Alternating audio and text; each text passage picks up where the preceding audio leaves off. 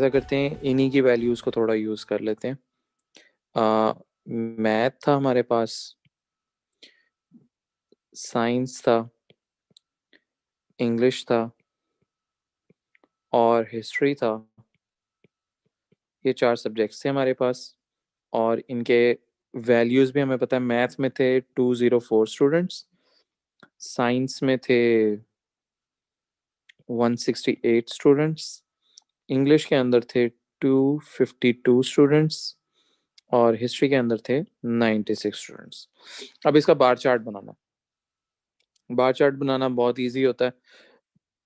आपके पास normally x axis और Y axis drawn होते हैं, ठीक है। बस एक बात याद रखनी है, बार चार्ट के अंदर गैप होगा बार्स के दरमियान। So there would be a gap between all the bars.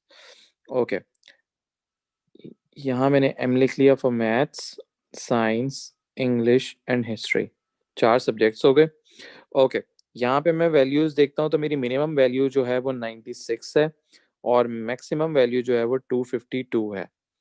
तो आई थिंक यहाँ पे अगर मैं 50-50 का गैप रख लूँ, 50, 100, 150, 200, 250, 300, इससे ज़्यादा मुझे वैल्यूज चाहिए नहीं, तो यहाँ तक काफ़ी है।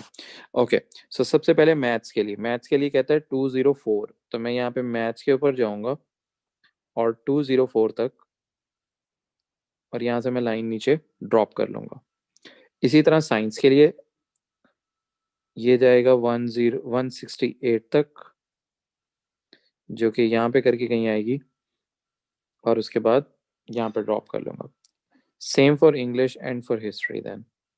सो इंग्लिश के लिए मैं गया 252 तक और बाद ड्रॉप, और हिस्ट्री के लिए 96 तक, तो 100 से थोड़ा सा नीचे।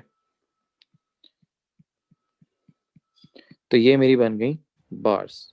सिर्फ गैप का दरमियान में ख्याल रखना है, और ये जो लेटर्स होंगे ये मिडल में करके आते हैं, ठीक है, बाउंड्री पे नहीं आते। यहाँ से कोई कंफ्यूजन नहीं होता।